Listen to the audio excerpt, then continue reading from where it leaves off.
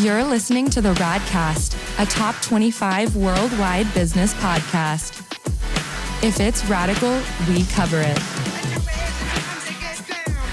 Here's your host, Ryan Alford. Hey guys, what's up? Welcome to the latest edition of the Radcast. If it's radical, we cover it. And there isn't much more happening radically in the news than the talk of all the AI. That artificial intelligence that's coming for me and you. Hopefully not. But we're about to talk about all breaking it down with our good guest, Rob Lennon, the AI whisperer, startup guy. Just a good guy, I'd say, from what I can tell so far. I guess we'll find out in a minute, Rob. Author, just a good dude. Good to have you on the show, brother. Hey, thanks for having me. Hey, man, really like your demeanor. I've watched enough videos and like seen you and stuff. Like, this is cool. Like, to be the AI whisperer, you seem awfully approachable. You know, it's funny spending all this time with computers. I think some people are suspicious of whether or not I can get along with humans anymore. But Yeah, I can see that. But hey, those computers are becoming so human-like. maybe it's teaching you even more humanity. I don't know. That's the scary thing, right? Well, there's this interesting phenomenon that it's even been studied. People spending time with AIs, so they can reflect your behavior back to you. And actually, like they did a study on kids using Alexa. Kids who speak poorly to Alexa tend to have behavioral problems later on in life. So like we think of these machines as kind of like not being anything, but really I think they end up influencing our behavior, maybe even just as a mirror, like reflecting it back to us more than we think. You know what? I think you're right. The problem I have, and you've probably picked up on it early, I have a Southern accent from the South, and the dang voice things, Alexa or Siri, that voice, if they could just get the voice to type right for a Southern accent, I'd be happy. Like it takes me longer to do voice text than just to text the damn thing out. Yeah. Maybe GPT can figure that out. It should change soon. I'm actually, I'm working with a company that's beta testing right now, a tool that will be able to take my audio in English and have me speaking Chinese, Japanese, French, all with my same voice, but with the other languages coming out. So I think soon it's not even going to be a matter of accents. Like the AIs will be able to take your language in whatever form and actually even reproduce it in new forms. Like next few years are going to be amazing for all sorts of audio stuff. As long as they're not hacking my voice. The funny thing is the Radcast is ranked in like 37 countries, like top 100, top 200. And, you know, some of them I do wonder, like, I need to start, if that becomes available, I'll have to release the Radcast in the different languages. Yeah. But I just don't want anybody stealing my voice. You know, that's the thing. Like, we got some IP here, hopefully. I want to back up, Rob, because there's so many, I'm foaming, you know, to like get your knowledge here on a few things, and I know everyone else is, but let's set the table a little bit. Something built the AI whisperer. So let's talk a little bit about that backstory. Yeah. So I have 16 years experience in startups, and 12 of them were in content marketing, like first doing it and then leading it, directing marketing for these tech companies. And while I was doing that, on the side, I started to write romance novels in my spare time, like as a side hustle. And that was about 4 or 5 years ago. And I was just cranking out these books like one after another. And along came this tool. It was called GPT-2, this AI that could write for you. And from the first time I heard about it, like I was like, oh, I want to play with that. And so I started messing around with it. But I did all this in secret because I was embarrassed as a writer to be like using AI tools and experimenting with them. And I didn't want anyone to think like, oh, that guy doesn't even write his own stuff and AI writes it. So for the past like 4 years or so, I started with seeing if it could write fiction. Spoiler alert, didn't do a great job 4 years ago, especially. And then getting into like later when new models came out, SEO and other content marketing strategies, and trying to figure out how can these tools make us more productive. And I remember there was a time when I had a budget of about $8,000 a month that I was spending on contract writers for SEO content. And I started to give, at the time, GPT-3, one of the AIs, the same projects, and it would write better content than some of my contract writers. And I went, oh no, like the world is about to change. And I don't think people realize what's happening. So all this has kind of led to today where when ChatGPT came out, kind of took the world by storm, hundreds of millions of people start becoming aware of these tools. I finally kind of revealed this dark secret that I've had as a writer for so long, which is that I've been playing with these tools for a really long time, kind of as soon as they were ever available. And it seemed like the world needed some new knowledge in terms of how to more effectively like prompt the AIs and get the results out of them that you're trying to get. Yeah. Quite frankly, that's how I found you. I mean, I'm on LinkedIn and researching these things, and, it's obviously topical. So for like our show and, running an ad agency, I was like, and your name kept popping up, and you're very intuitive and very friendly, carousels. So I got in the algorithm of AI, because clearly now, like ever since I've messaged you, I get all your posts and everyone else's AI posts. So I'm in the AI vortex now, clearly. It's funny how that works. Yeah. Talk to me. So let's just go right at it. Number one, so you were using it early. You've been, an early tester user of the technology. You've seen the evolutions that are happening. What do you think the average person should think and know and feel about where we're at right now? Yeah. So in terms of what was available to the general public, everything changed about 4 or 5 months ago. We went from having a pretty a useful tool in some places to do certain things that didn't always do a great job, was kind of a lot of below average results, to a phenomenally capable tool. Like this new iteration of language models is we go from sub average to better than humans at a lot of things, or capable of being better than humans if you know how to work with it. And so I think we've crossed over this impossible, this barrier, and it's impossible to turn back now. And it's actually been accelerating everything. So it sounds like science fiction. It sounds like, no, this can't possibly be true, like all these things that they say that are going to happen. But these models, they have reasoning. They have memory. They can think through processes. Now, it doesn't have a soul, and it doesn't think in the same way that the human brain thinks exactly. But the technology has arrived, basically. And even if it never progressed any further than we have today, I think that what we have even right now is enough to completely transform almost every sector of society. And really, like some seismic changes are coming in terms of what can happen. And if either you're going to be an early adopter and you're going to benefit from those, or you're going to wait and see and you're going to ride the wave, or you're going to get destroyed because you weren't paying enough attention and somebody else moved faster than you. And I think we're going to see some really big companies fall in the next few years as a result of not being able to act quickly or act in the right way within the context of what AI could have done for them. Right now, today, and I'm a paid user, like I saw the immediate benefit. I mean, $20 a month is nothing, for what you could get out of it. Mine's been more of a test, and, I've used certain things, but more just trying to understand it. In those phases that you're talking about, I like to be on the front end of technology. Like, I don't want to be left behind, but I'm also probably but I got to do it for myself, practitioner. But what it still seems to me, like, I'd love to know, it can do all these things now, but, people are lazy. You still have to get in there and do it.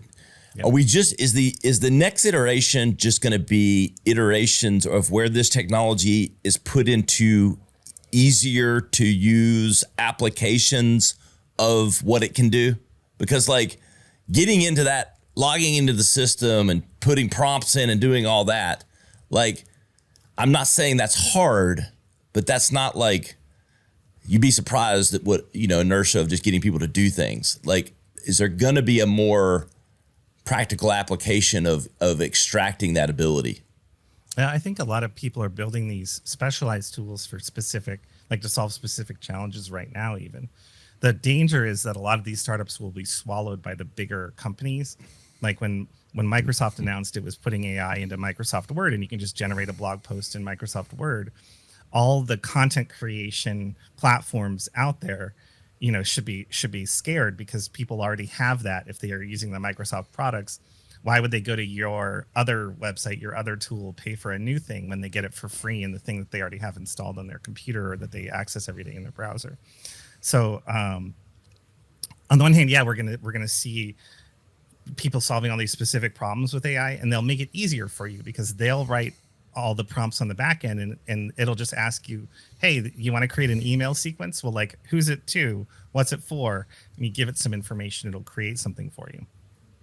All those solutions, though, by not having the fine control, they'll eventually, they tend to produce similar results. Like a similar input done enough times over is going to produce a similar output. So if you don't really do things by hand by yourself, you're putting a lot of faith in the tool that you're using to effectively kind of manage the process for you. And I think that there's a lot of people who create these tools where if you look at how it's actually working, it's not very sophisticated, and it's kind of a cash grab. And it's going to be very difficult to tell if, if I pay for this thing, is it going to produce good results for me versus this other one? Because you won't be able to see underneath, how they're working things through. Yeah, you answered my follow-up question was going to be like, oh, I mean, if you ask this, if you tell it, give me an SEO rich, keyword rich article on Instagram algorithm or whatever, if 500 people ask that of the same, you're going to get similar results. So again, there's got to be some human level of editing or adding more humanity or more interest or more creativity to whatever that is. Or you need to introduce more complexity into the question that you ask. So like one of the things that I teach is thinking through prompting in a progressive way. So let's say that was the end result that you wanted. You might first ask, describe the Instagram algorithm. And then you might follow up with break down each component of the Instagram algorithm and based on the impact to the overall visibility of a post. And then you might ask, what search terms are related to all of the concepts that we've discussed so far? And so if you progressively build towards this end result, and then eventually you ask the AI, synthesize everything that we've talked about into an article, even if it's the same exact sentence that other person typed in first, by building up toward this sort of unique set of information in a specific way, you've now kind of tuned it to talk differently, to know specific concepts, to have different details, and the output is going to be completely transformed.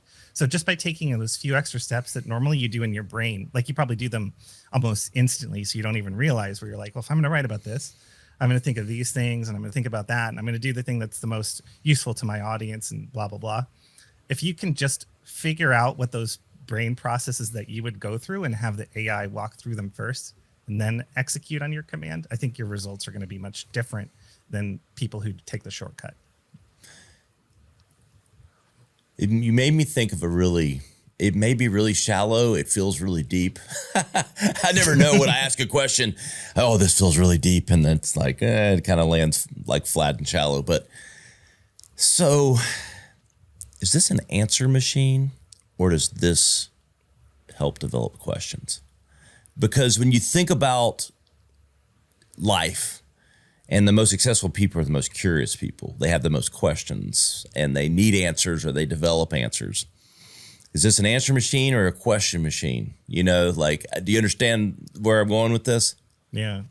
Well, I think everybody's first impulse when met with a chat, like a conversational interface, is to ask a question and to get an answer. And it's so obvious, but it's also kind of a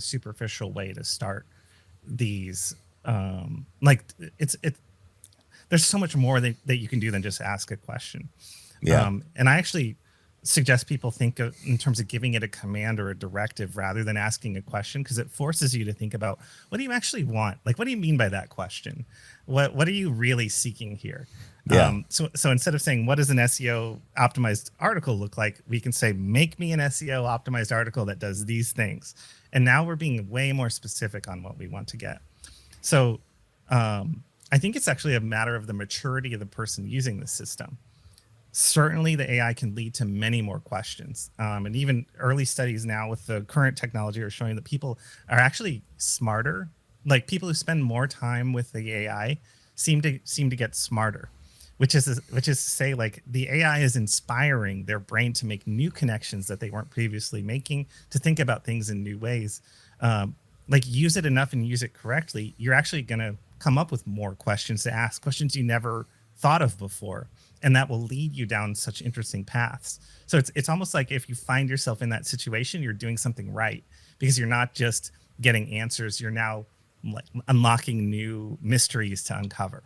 Yeah, that's right, Rob. And it's fascinating. It's really interesting, because when you think about, I have a really small circle, and I run a podcast, and people probably think that I don't absorb as much content, but from a very small group of people.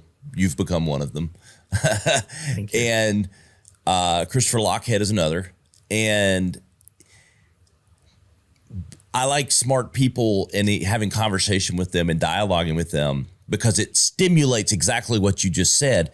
And ChatGPT now is so smart at a level that it asking it things and it's sharing things. It's stimulating that same type of conversation that you might have with someone on your same wavelength, right? I mean, that's what you're saying. Yeah, I think especially for people who are used to working by themselves on their projects or don't have a big team around them, whether you're a solopreneur or just in your role in general at work, like you tend to have to do things by yourself. Now you can kind of bounce ideas off of this AI. But you also need to be, if you want to really get that value, sometimes you have to ask it to do things that humans do automatically. So the AI it's friendly and helpful, and it always kind of wants to agree with you and give you what you want. That's the personality that's baked into these things right now. If you want it to challenge you, you have to ask it. If you want it to provide a counterpoint or question whether or not your idea is good, like, usually you have to kind of bring that up and push it to do that. Because otherwise it might just reflect back at you all of the things that you're thinking in the same way. So there's almost like a new new level of communication that people are having to learn with AIs. And I think it's good. It's actually probably good for people's relationships and for humanity in general. Like, being more like, can you just communicate what you actually need in this relationship to the AI, and it'll give it to you, and your partner or whoever could probably benefit from a little bit of that as well. But look, here's a real problem. People don't listen really well, and they don't ask the right questions. It's a problem now, way before this came out. Sometimes people say something to me and I'm like, did you ask this? And like, no. I'm like, you're not asking the right questions. Yes, the smartest people ask the right questions, and I'm not always one of them. I ask my wife some stupid ass questions sometimes. I'm like, why did I ask that? But it's the same thing here. If you want to get out what you need, you got to ask the right questions. I think there's a aspect of it because it's an AI, and you can't read its body language, or right now, like, the AI doesn't have a voice in most cases. You realize that you need to be more specific in these things. And so some of the bad habits that we fall back on, it's like, well, you can probably read your wife's facial expression and, and get a lot of information. And you don't have that option with ChatGPT. So you're kind of forced into this mode of being more explicit with what you need. Yeah. So I'm going to ask the question I asked earlier. I was like, well, what happens when ChatGPT starts asking the questions?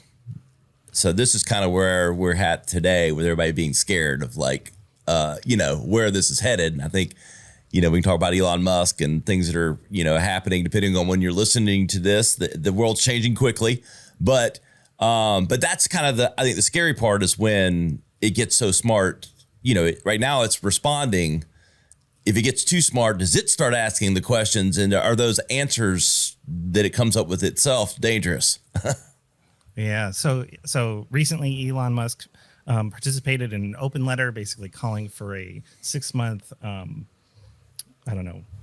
ceasing of developing AIs more advanced than GPT-4, citing a lot of dangers to society, and it's been signed by like thousands of other AI researchers and execs and things like that.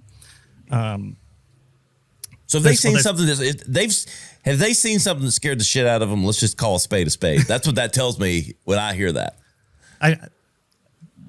It seems to me like, and I've read a few academic papers and things where they've really looked into this, and they've found things like power-seeking behavior in an AI. So if you ask an AI to accomplish a task, and it uses all the knowledge that it's accumulated from the billions of parameters and all that data, it realizes that when you have more power, you are better at completing tasks. And so to me, it's very logical that you kind of find this emergent behavior. If you give something a mission and it tries to complete the mission, like, well, yeah, making yourself weak and incapable is not going to work. So what's the opposite of that? Well, let's get more abilities. And so they found that they could ask an AI to get some information, and it would on its own figure out, I want to hack into a computer and start trying passwords and things like that. They're pretty basic experiments, but sure, they've shown that these things can they have the reasoning to come to these conclusions. So logically, if an AI had control of actual dangerous information or things in the real world, what could it do? I think that is scary, but I think what's more scary is what happens if an organization designs an AI with this in mind. What happens if a country wants to run a disinformation campaign on a level that has never been known before, or an AI hacker sort of model is created and unleashed into the world, kind of like a virus. But now instead of getting a spam email, you've got this thing that's actually smart and can figure stuff out and try new ideas. I don't think that kind of emergent behavior is going to happen on its own. I think people are going to create with that in mind. And that's at least in the short to medium term, that's the real danger. It's like, what do evil people do with these technologies? And you've got to assume that there are some people out there who are not very far behind the leaders in the space, taking the same exact innovations that they're using or whatever's open source and figuring out, well, how can we use this to our own benefit? That to me is the scary piece. And so when somebody like Elon and all these people sign this open letter, I think the idea behind it is, hey, there are unsafe aspects of this technology. We don't society's changing faster than we can get our heads around it. That's true. But should we stop innovating as a result and let the bad guys get past us and develop their technology beyond what we have? I don't think that's a good idea. I'd rather it say something like, let's spend the next 6 months doing all these good things and creating countermeasures and defenses and studying ways to protect against what we think are the inevitable bad actors. So, and I may be wrong on my approach as well, but I don't know. If there's one thing I've learned from Elon Musk in particular, is that he's as much of a showman as he is sort of an altruist. So yeah, he wants to save the world with electric cars. He also kind of wants to be a celebrity and do wild things and be known for stuff. And so it's not always one thing or the other when he releases something that gets a lot of press. It's not always just altruism that's motivating him. Oh, there's always, whatever's on the surface is just what he's allowing you to see. Yeah. And in general. In that one in particular, what's the best way to get people interested in AI? Tell them you don't think they should have it because it's too powerful. I think that he could also be kind of playing both sides here, because he's got AI in his cars. He wants to develop a competing company to OpenAI. I think that, there's a lot underneath the surface there.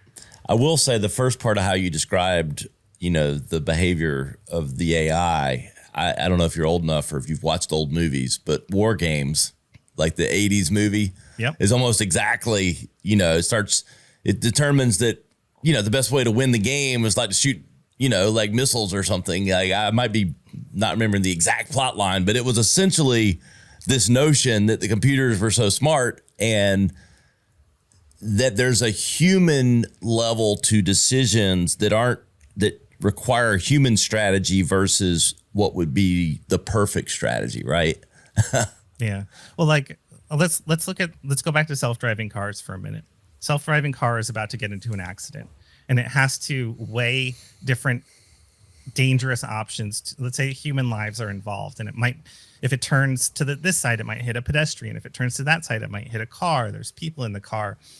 Like, how does the AI then decide what to do, even if you've programmed it in some way to do what's best for humanity? It still has to make some kind of decision. That's right.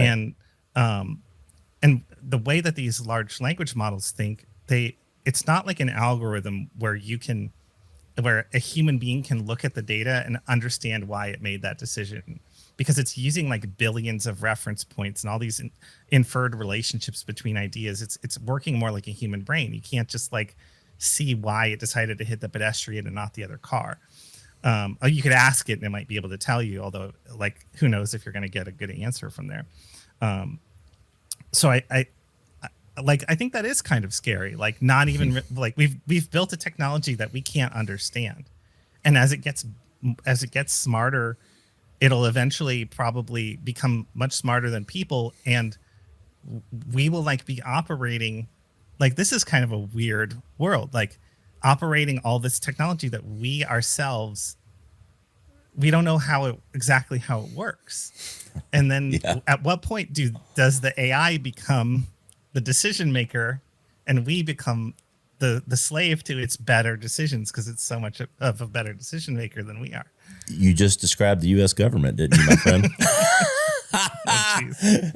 Just saying. I'm not that guy. I mean, I'm kind of an independent. I'm not like but you know, it starts to feel that way if it's convoluted enough and you don't understand it and they're making lots of decisions. I'm like, that sounds familiar on some level. But yeah, and hopefully. When this happens, I think some people will disagree with the decision, right? Yep. And it's going to have to do with how was the AI model trained? What inherent biases does it have? Or even how does it interpret certain ideas? Like they found there was a relationship between the word good and the color white in the data. Like, it was that the AI's reading different texts, and it's thought to be kind of a racial bias, that like whiteness, you know, in literature, across data in various ways, is subtly been uplifted more than diversity. And so any model trained on worldwide data over the past whatever has that bias built into it. And then what happens if that, like, I think that there's people who are working on problems like that specific problem and trying very hard to make the AIs more objective. But it's like every single word has all these inferred meaning. There's no way that we can actually understand why the logic of the AI works exactly the way it does, and why like when I typed into Midjourney the number 96,500 and it returned to me an image of a giant table full of hamburgers. Why does it think that that's what 96,500 means? Is a giant table of hamburgers. Like, but that's the closest idea that it had to my inquiry. Yeah, I want to give you something. So everyone listening wants to know, so is my job in danger? Obviously, there's an evolution here, but maybe we'll keep it in the marketing and business space. What are like the biggest, I don't know, threats, opportunities that you see? You know, I mean, business is very broad, but marketing, business, like, what are you seeing? Yeah, I mean, so certainly a lot of jobs are in danger of transformation. Whether you're in danger of being replaced, I think is an additional question. And so there are jobs where a lot of the things that you do isn't really creating a lot of value for your organization, but they have to be done. And if an AI can help automate or speed those things up, it'll be up to the leadership whether or not they want to cut costs or whether they want to grow faster and create even more value and apply you to things that create value based on your skill sets and things. So I think that there's a mindset that leaders need to take on right now, and they need to think really hard about this. Like I was reading about a guy who works in the video game industry, doesn't like his job anymore because he's being told to use AIs to generate assets instead of creating them himself, and he doesn't feel like it's a creative thing. But he's being forced into this workflow by the management. And this guy's a super creative guy, and if you think about it, instead of telling him stop being creative and just start pumping these prompts into this image generator, how better could you apply his creativity given that we can enhance and speed things up? Like, he's clearly not, you're no longer using that employee's best characteristic. So I think that in the short term, we're going to see a lot of jobs kind of like go through a similar thing.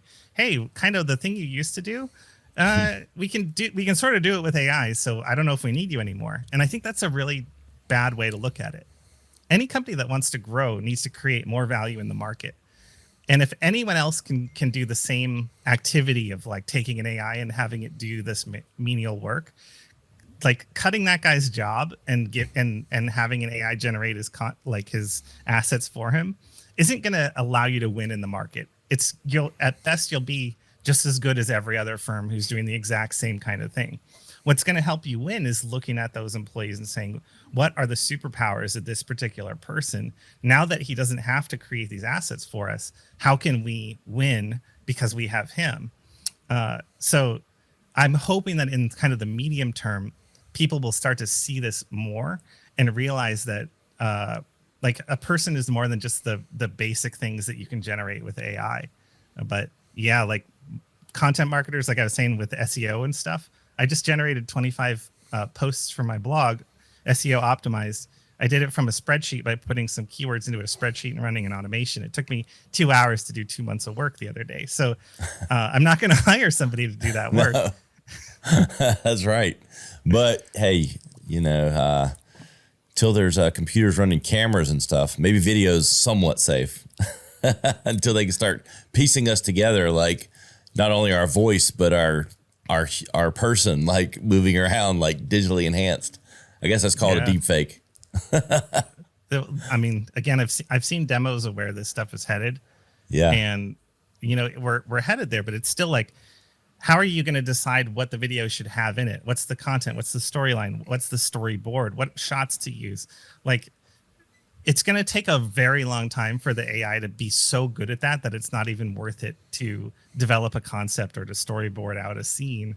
I think in some ways people are not seeing the way the technology is moving, and they're thinking too far ahead. And they're like, well, if it can write a paragraph, it can write a book. And it's like, it's not as easy as that. If it can create an image, it can create a movie. And that's not movies have a lot more than just a series of images. Like, there's a lot that goes into it. Is this going to replace search? Google? Like, I know Google's going to have their own version, do all this stuff, but like, I just can't see Google seeding. Obviously Microsoft was ahead of the camp here, at least from their public release. I mean, like, how's that battle royale going down? It's going to devastate certain acquisition strategies that are based in search, and it's going to kind of unaffect or change others. And we don't know exactly like who's going to fall and who's going to stay. But I think there's some basic queries that people have built websites around, where it's like, how to do this, how to do that, what does this mean, what's the definition of that, like those kinds of things. It's way easier just to go into a chat bot and say, what's the definition, and get it right. You don't have to sift through all these blog posts and stuff.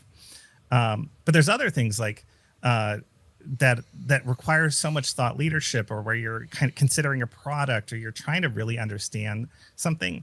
And if you go and ask ChatGPT, the answer is superficial or average, or not the specific thing that you're looking for. People are still going to search for all that stuff. And so I think anybody where if search or an SEO is like a core part of your business strategy, you should be terrified, because there's going to be these massive changes in how that works. And some of those investments, for some companies, millions of dollars of content are going to become useless in the next few years. But there's still a room for search, and it might evolve. Like, we might search and chat at the same time, but we're going to want to see what the experts think about stuff. Like I who believe that search is going to be devastated am also investing in it.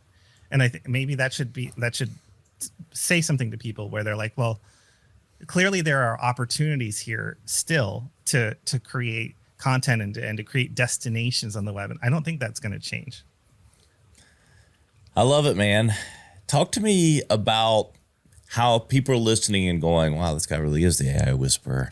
How are you helping people? I know you're putting out prompts and things like that, but let's spell it out. Like what kind of value, like how people can get not only in touch with you, but more, specific, what they can learn from you and, some of your value props. Yeah. So on Twitter and on LinkedIn, my goal is to share for free have my free content be better than people's paid products. So I try and put out just some of the best thinking, and not just these threads of like 99% of people don't know how to use ChatGPT, like where it's like, and you find that all the tips in it you've heard before, and it's like, well, how could this only be 1% of people know this if I've already heard it before? Yep. Like I try and really bring it, and I'm doing independent research and innovating and things like that. I've got a popular newsletter, 8,000 or 9,000 subscribers right now, where I break things down, and it's really based on practical applications of AI, like in business or to solve like real challenges.